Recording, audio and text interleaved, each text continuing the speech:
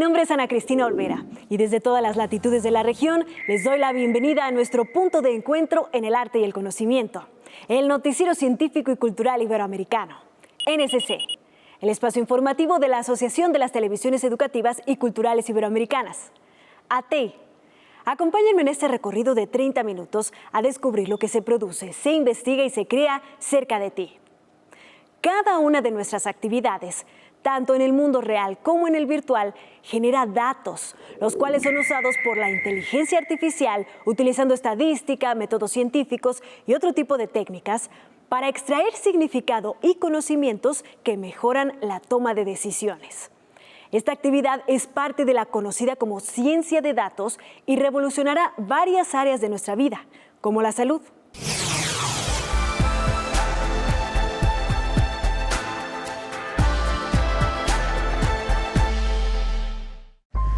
El crecimiento y el envejecimiento de la población están condicionando a nuestros sistemas sanitarios, que necesitan una medicina más eficaz e inteligente. Para hacer frente a estos retos se necesitan instrumentos potentes como la inteligencia artificial y la ciencia de datos. Esta estrategia digital es el núcleo del Espacio Europeo de Datos Sanitarios, puesto en marcha a principios de mayo de 2022 para desarrollar intercambios seguros de datos de pacientes y ofrecer una mejor atención, potenciando la investigación y la elaboración de políticas entre los Estados miembros de la UE.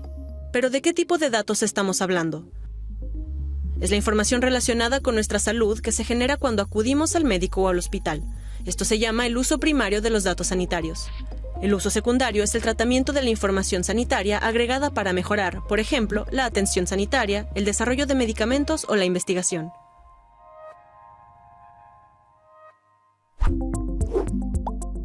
París alberga uno de los ejemplos más avanzados de infraestructura digital sanitaria de Europa.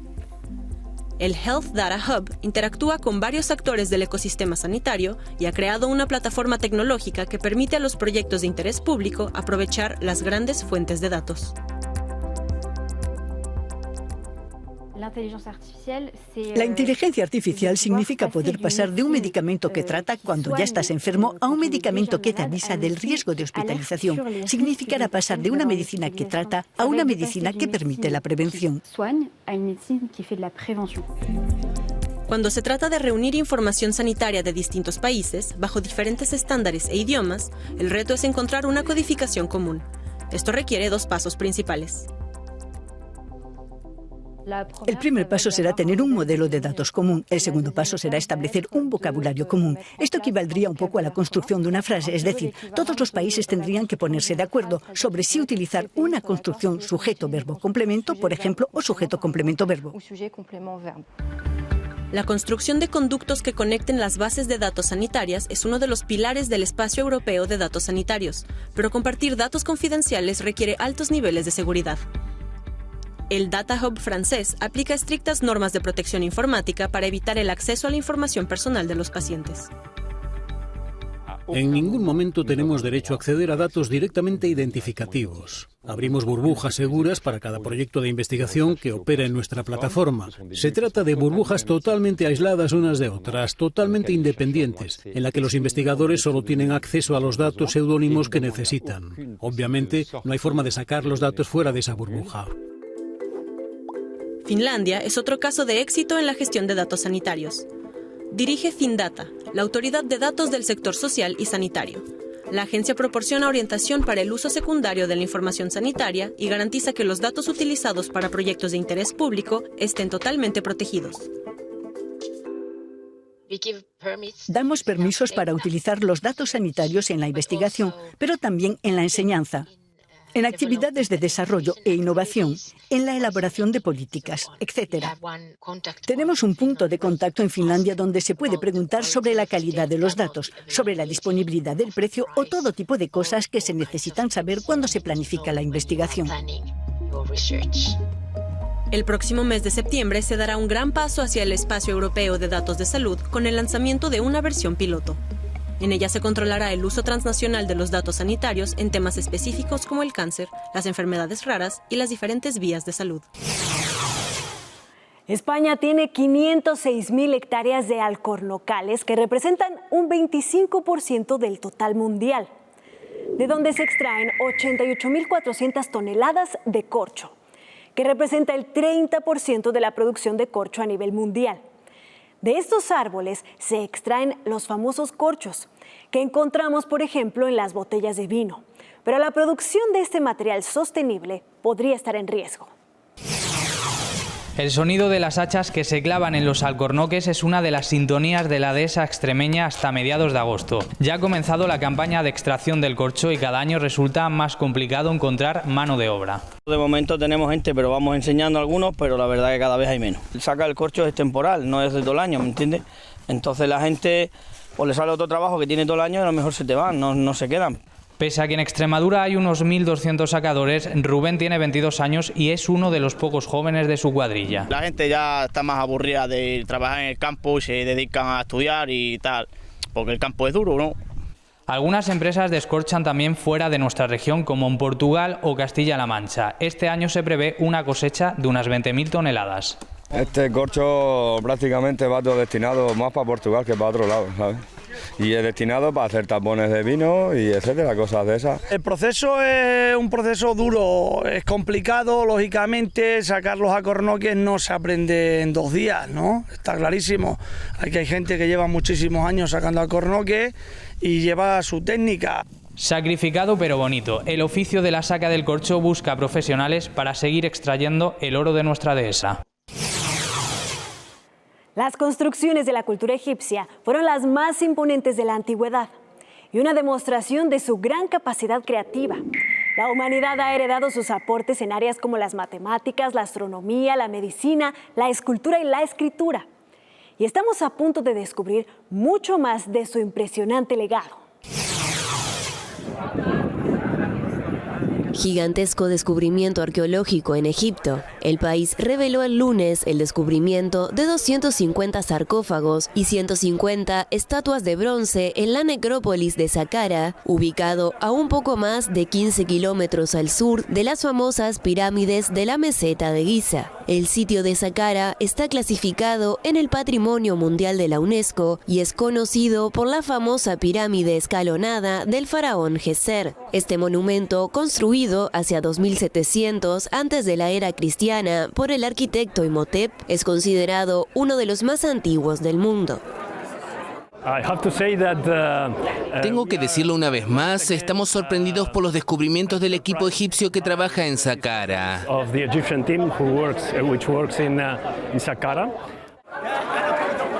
También fueron descubiertos 250 sarcófagos en madera con momias del siglo V antes de nuestra era. En uno de ellos, un papiro intacto y sellado, encontrado por los arqueólogos, fue inmediatamente trasladado al laboratorio del Museo Egipcio de la Plaza Tahrir, en El Cairo, para ser restaurado y analizado. De unos 9 metros de largo, incluye seguramente capítulos del Libro de los Muertos.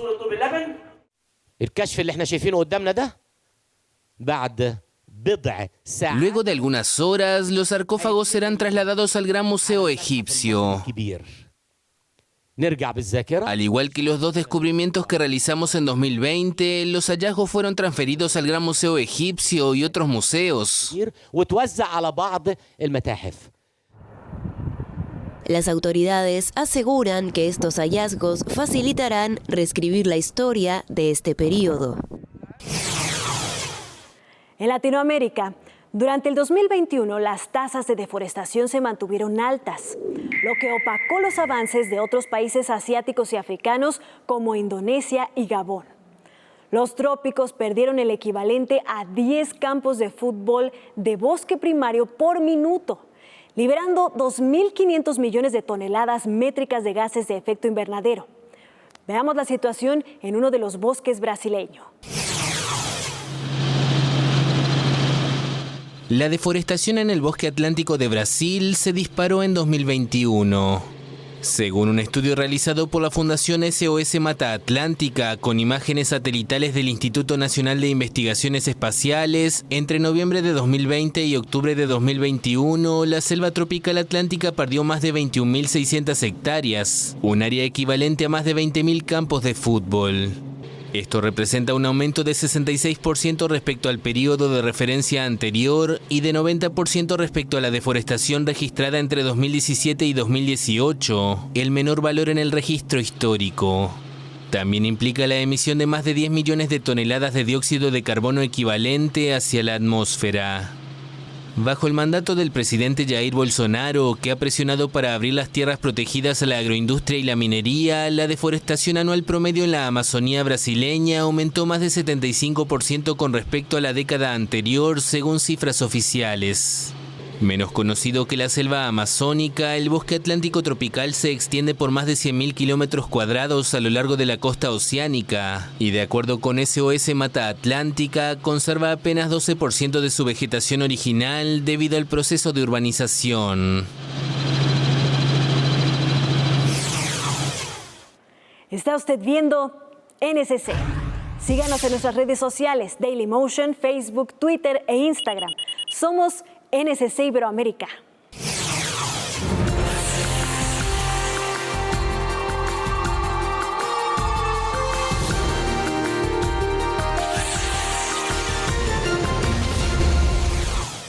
Cuba depende en gran medida del petróleo extranjero para producir su energía en sus instalaciones termoeléctricas, las cuales generan 2/3 de la electricidad. Sin embargo, en los últimos meses, su principal proveedor, Venezuela, ha disminuido notablemente sus envíos. Pero aspira a reducir esta dependencia y cuenta con un plan para que en 2030 el 37% de su mix energético provenga de fuentes renovables. El gobierno chino entregó el viernes una donación a las autoridades cubanas que ampliará el uso de las fuentes renovables de energía en el sector residencial de la isla. El donativo incluye 5.000 sistemas fotovoltaicos para igual número de viviendas ubicadas en áreas de difícil acceso geográfico en la región oriental del país caribeño, así como la ubicación de 5 luces LED en cada uno de los hogares beneficiados. Esta donación está amparada por el memorando de entendimiento suscrito en diciembre de 2019 entre el Ministerio de Ecología y Medio Ambiente de la República Popular China y el Ministerio de Comercio Exterior y la Inversión Extranjera de Cuba, MINSEX. Esta colaboración china es parte de la política de amistad, de solidaridad que los hermanos y amigos chinos tienen con el pueblo de Cuba, y por eso la trascendencia de este acto y de esta oportunidad de concretar esta ayuda a nuestro país. Esta donación tiene lugar mientras la nación caribeña enfrenta una compleja situación con la generación de electricidad con varias unidades de las centrales termoeléctricas fuera de servicio o en mantenimiento. Con información de la oficina en La Habana, Cuba, Noticias Xinhua. El sistema inmune o inmunológico es una red de órganos, tejidos y células interconectados que tienen la misión de proteger a nuestro cuerpo ante agentes extraños. Se concentra en la médula ósea y en el timo, donde nace, y también se encuentra en las amígdalas, adenoides, hígado, vaso y ganglios, entre otros. Existen algunos alimentos que pueden ayudar a su correcto funcionamiento.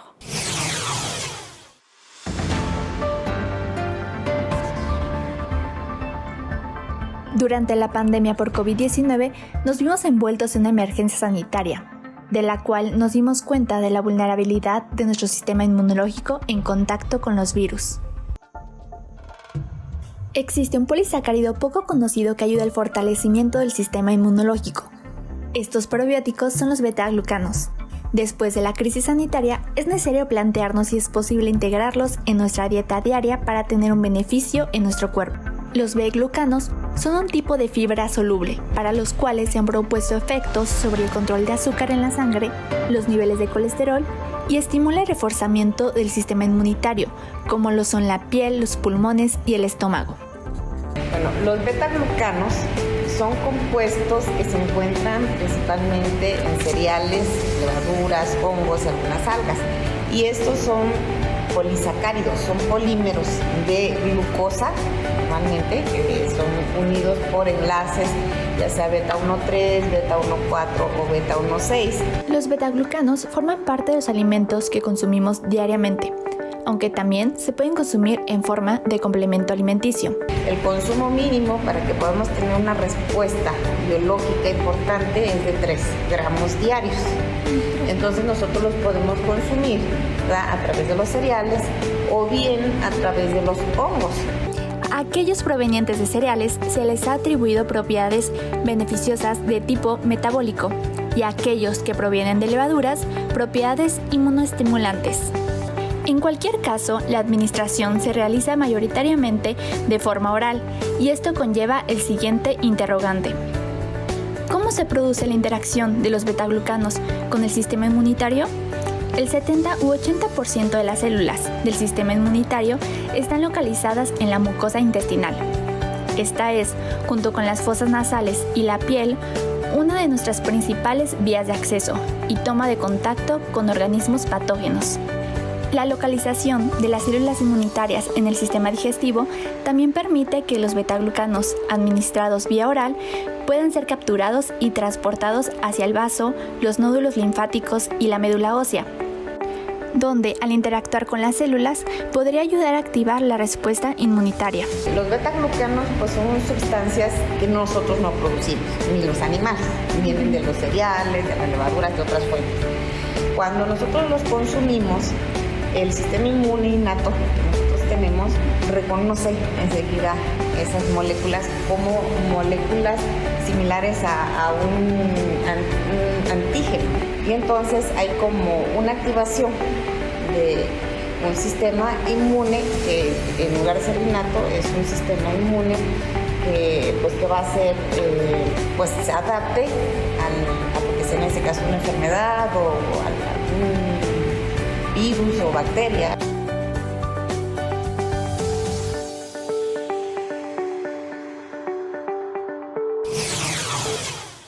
Jorge Eliezer Gaitán Ayala, jurista, escritor, profesor, orador y político colombiano por el Partido Liberal, es considerado uno de los políticos más influyentes de Colombia. Su asesinato produciría enormes protestas populares conocidas como el Bogotazo, iniciando un periodo sangriento en la historia del país, conocido como la violencia. Ahora podemos conocer a uno de sus más fervientes seguidores a través de una biografía.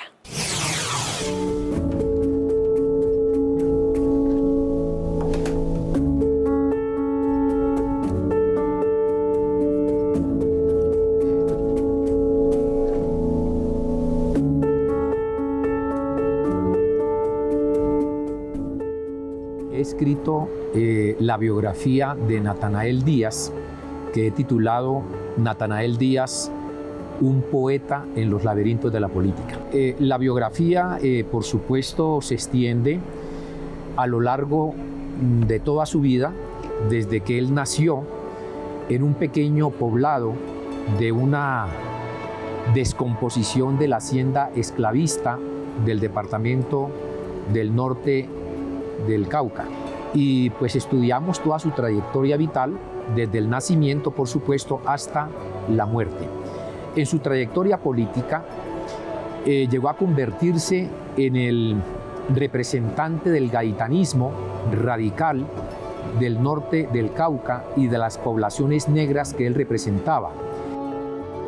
Sí, yo creo que este texto, esta biografía ha sido calificada por los expertos en historia, los expertos en los estudios de la raza y del racismo, en que estamos frente a la primera gran biografía de un hombre negro colombiano. Por lo tanto, esta es una lectura obligatoria para poder comprender por qué, a pesar que han sido hombres que se han destacado en el campo político, en el campo literario, en el campo poético y en el campo de las ciencias sociales, han permanecido tremendamente desconocidos en la historiografía y en las ciencias sociales colombianas.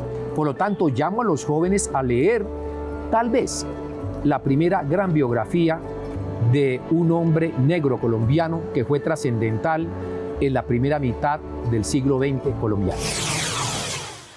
El cine permite la reunión de personas de distintos estratos sociales en un mismo lugar.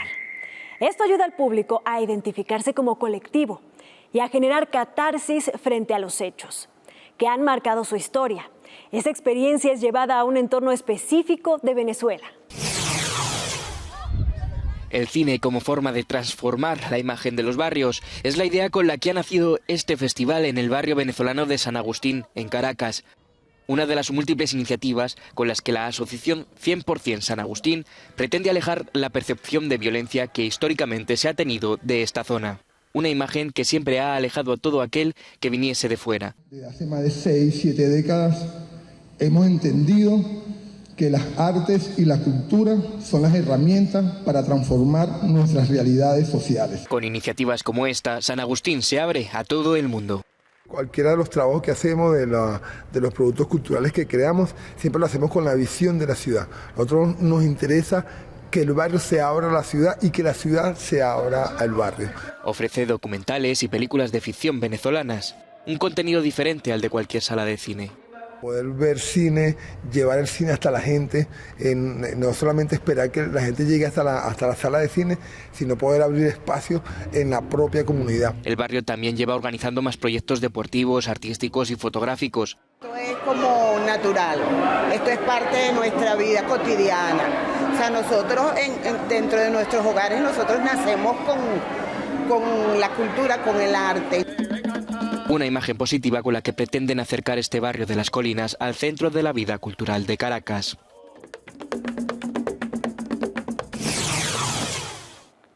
La Galería Courtauld forma parte del Courtauld Institute of Art, considerado universalmente como uno de los mejores centros para el estudio de la historia del arte, en el Reino Unido y en el mundo. La colección fue iniciada por su fundador, Samuel Courtauld, quien donó una extensa colección de pinturas, principalmente impresionistas y postimpresionistas, en 1932. Ahora exhibe a uno de los más grandes exponentes del expresionismo alemán. Edvard Munch, más allá del grito. Una exposición en la Galería de Courtauld en Londres reúne 18 obras maestras del pintor noruego como Tarden Carl Johan, Melancolía o La mujer en 3 etapas. Es la primera vez que estos lienzos que se conservan en el Museo Code de Bergen se muestran reunidos fuera de Escandinavia. La gente piensa en Edvard Munch e inmediatamente piensa en el grito, es el cuadro icónico. Pero esta exposición es mucho más, es muy diversa, con diferentes estilos en una misma sala, algunos incluso bastante realistas. Aunque hay variedad de estilos, los niveles de ansiedad y angustia que asociamos con Munch siguen siendo visibles en muchos de sus cuadros, explica este crítico de arte. La vida de Munch estuvo marcada por la tragedia. Su madre murió cuando él era un niño y su hermana, a la que estaba muy unido, falleció a los 15 años de edad. Estas muertes tuvieron un profundo efecto en Munch. La exposición con las obras maestras del Museo de Bergen puede visitarse en la Galería Courtauld de Londres hasta el 4 de septiembre. Gracias por habernos acompañado en este viaje informativo del Noticiero Científico y Cultural Iberoamericano, NSC. Este espacio de encuentro no sería posible sin la colaboración y plataformas de los socios de ATI y las agencias informativas AFP, EFE, Xinhua, Notimex, Euronews y la Deutsche Welle. Si quieren saber más, podemos estar comunicados a través de la web en noticiasnsc.com y las redes sociales. Nos encuentras como @NSC Iberoamérica en Twitter, Facebook, Instagram y Dailymotion. Yo soy Ana Cristina Olvera y los espero en una próxima emisión.